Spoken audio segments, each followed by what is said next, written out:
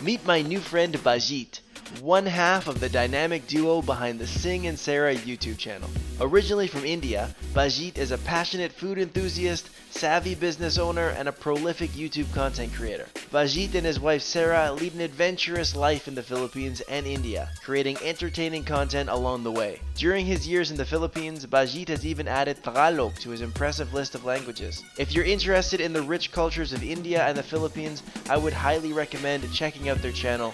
I'll put a link in the description below. I hope you guys enjoy the video. Maraming salamat sa Kamusta? paggawa nito. Sa'yo din, salamat. Actually, first time yan na doing some interviews. Nakakagulat yon sa akin kasi ang laki talaga ng channel niyo. Bakit feel ko na they subscribe bigla kasi lahat ng feedbacks positive dahil yung kita nila yung videos namin, sabi nila they change their perception about India, about interracial couples. Hindi kami try na to show that we are sweet or something, we are caring. Meron totoo yun na yung parang gusto nila yung Filipino, so that helps us to make content. Para sa akin, gustong gusto ko talaga yung mga content niyo kasi kagaya ng sinabi mo, parang totoo, parang real na nabuhay niyo.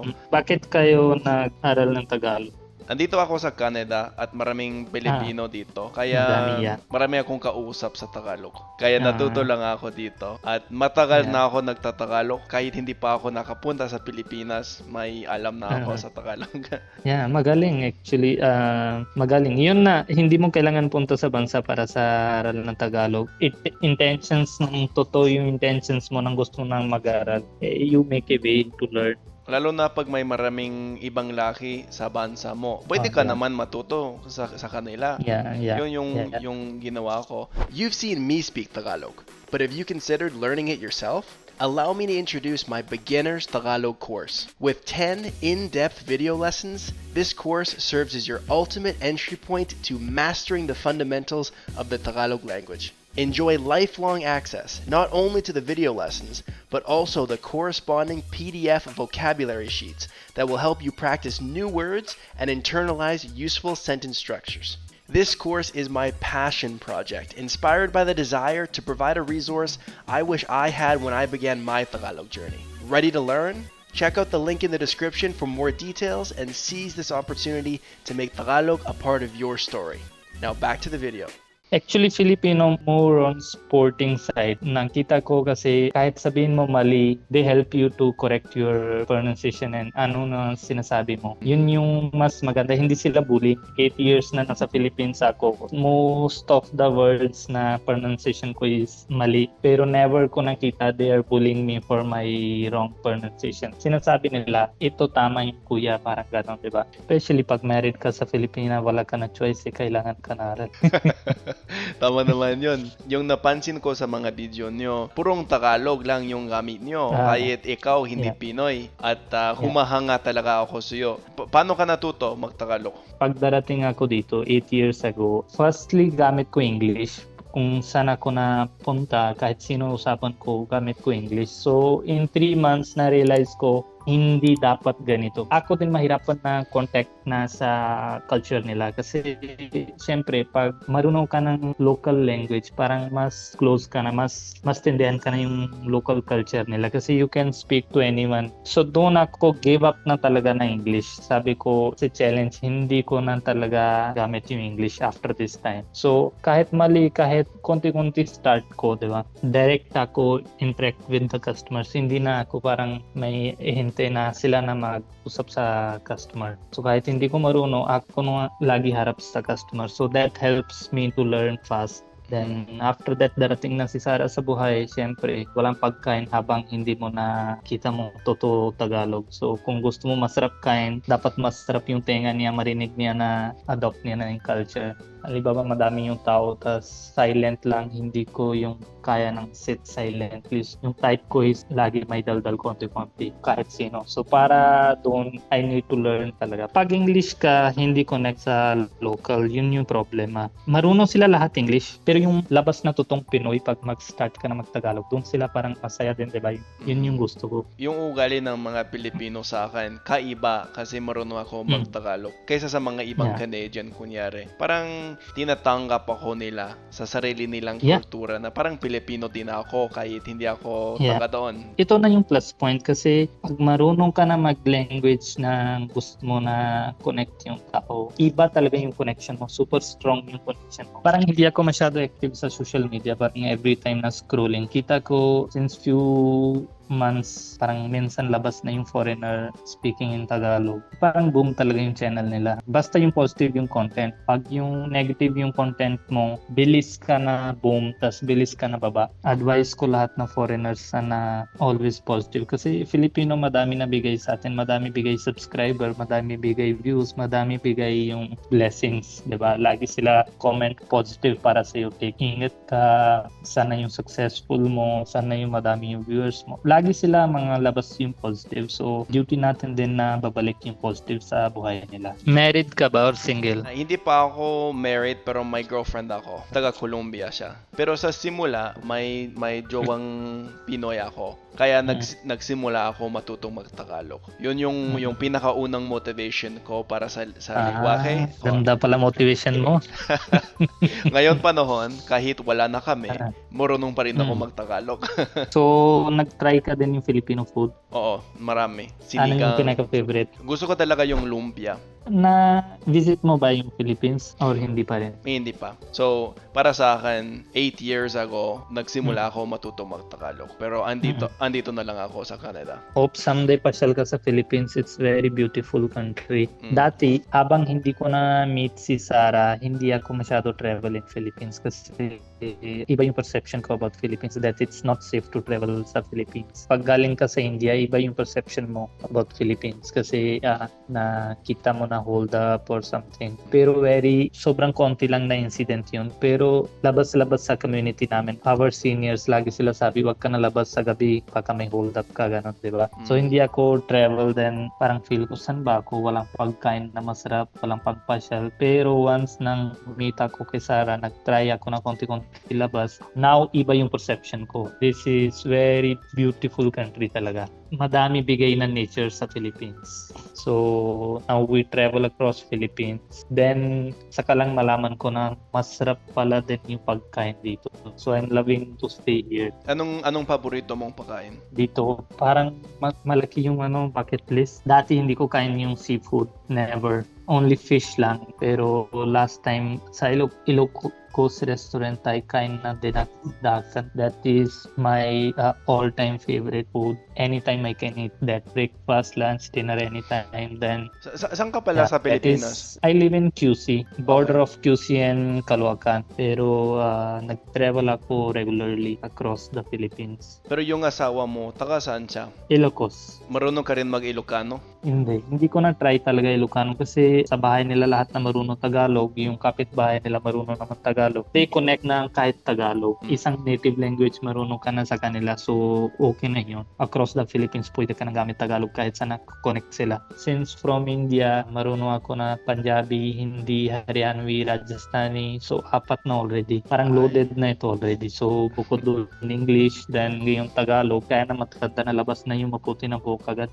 Oo nga, puno na yung utak mo. Hindi na kasya. So, hindi na kasya, ganyan. Anong lugar mo sa India? We belong to Punjab. Alam mo ba, dito sa Canada, ang daming Punjabi talaga. Yeah.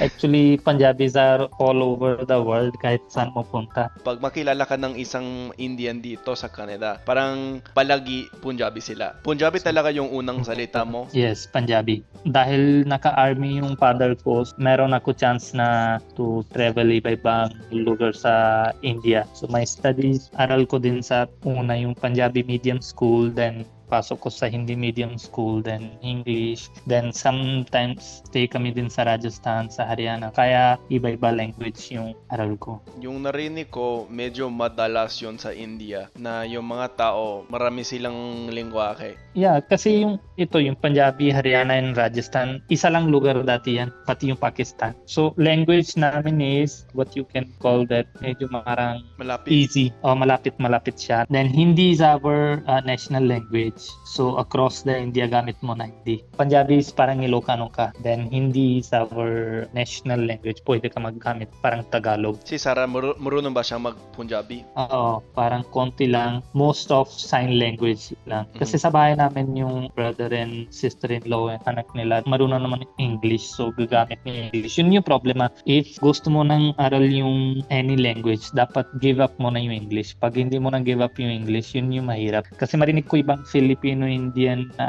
yung Indian lalaki, sabi nila, ay, hindi ako marunong ng language nila. Paano yung strong yung relationship? So, message ko yan, kung intentions mo na totoo dyan, kung gusto mo talaga, kahit hindi ka na marunong language, may way na doon, you can make that relation successful. Slowly, marunong ka na rin eh. Basta ina-effort mo yung language nila, parang importante talaga yun, di ba? Pag gusto mo understand yung partner mo, first is yung language. Sa dating girlfriend ko, yung Pilipina, napansin ko yun kaagad na kailangan ko talaga matutunan yung wika niya kasi gusto kong parang maintindihan yung kultura niya. At tinulungan ako ng marami matutong mag-Tagalog kasi lumapit talaga ako sa Pilipino, sa kulturang Pilipino. At ngayon panahon, kahit wala na kami, may connection pa rin ako sa Pilipinas. At parang regalo yun sa akin. Tsaka ngayon, yung girlfriend ko, taga Colombia siya. Kaya natuto din ako mag-Spanish. Naiintindihan ko rin yung kultura niya ng mas maayos. At ang galing din niyang mag-English, kaya naiintindihan niya yung kultura ko dito sa Canada. Anong unang inspiration mo para pumunta sa Pilipinas? To be honest, wala ko inspiration noong time eh. Dati meron yung uncle ko dito. So, punta ako para help ko siya sa business niya for shorter time. Parang 4 to 5 months kasi gusto niya punta sa India. So, in between ako dapat yung handle yung business niya dito. So, that's why punta ako first time dito. Pag sabi niya dati, parang pinakamalaki niya image para sa akin sa Philippines. Philippines is this, Philippines is that. Parang madami niyang sinasabi na sobrang maganda talaga Philippines. Then, pag sinesearch mo sa internet, lumalabas na magandang page. Ako mismo is food lover. So, para sa pagkain ng masarap, I can go to any corner of the world. Kasi kami malayo sa dagat eh. Konti lang yung option para sa isda. So para sa akin, this is a new experience. Sige, let's go to Philippines. Doon na kumakain ako madami isda. Iba-iba luto. Kasi yun yung pasok sa ulo ko. There is a beach. Sa tabi na beach, may madami restaurant. Masarap na isda. Let's go. Enjoy ko na yung buhay ko doon for that 6 months. Pag darating ako, baba ako sa airport sa Manila, maganda kita ko, malaki buildings. Then dumadaan kami sa Makati. Wow, that's very nice place. Then pupunta kami sa QC. Within mga 2 weeks, I was like, ayoko dito. Gusto ko babalik. Iba talaga kita ko sa internet. I decided inside na within mga these 6 months, babalik ako sa India. Pero within that time, meet ko si Sarah. Then things started nang change. Si Sarah made a big role para start ko na mahal sa Pilipinas. She made me super comfortable dito talaga. Pag start ka na mag-explore na, then you slowly start mag-connect sa culture. Then you slowly start developing your taste about food. Yun yung turning point ko dito na talaga start ko ng love Philippines. Now, para sa akin is, kahit nasa Philippines ako, kahit nasa India ako, alam ko na saan dapat ako kain. Ano yung pinakamasarap na pagkain dito. Saan dapat spend ko yung weekend ko. So, para sa akin is, now I'm very comfortable. So, pagpunta ko India, I start missing this Philippines. Para sa mga viewers ko na walang alam tungkol sa channel mo, pwede mo bang pag-usapan yung channel mo ng konti, tapos yung mga content nyo? So, nung nag-start ako, nag-make na videos to show real culture ng India. Kasi parang Filipinos and Indians, halos parehas lang. Mostly, I'm talking about Punjabi and Filipino. Kahit anong mahirap buhay mo, lagi mag-smile, lagi mag-happy ka sa buhay mo, diba? Family-oriented, pag-isip sila sa buong family. Parang joint family, diba? Pati yung grandfather, grandmother. Gusto ko kita sa kanila yung true Punjabi culture. Doon ako simula yung channel. Pero slowly involved din si Sarah kasi kita niya na mga appreciation galing galing sa Pilipino. So sabi niya, this is a good move. Sabi nila, Indians are very strict sa culture nila. Which is true din, pero hindi mo na generalize na lahat tao parehas sa India. Kasi depende sa tao to tao. Depende sa situation to situation. So meron din ibang klase tao sa India, meron din ibang klase tao sa Philippines, di ba? Kaya yung sinasabi mo na yung unang motivation nyo para sa channel, para sa content, para ipakita yung totoong buhay sa India, para parang ayusin yung mga stereotype. Yes. Anong kultura sa bahay nyo?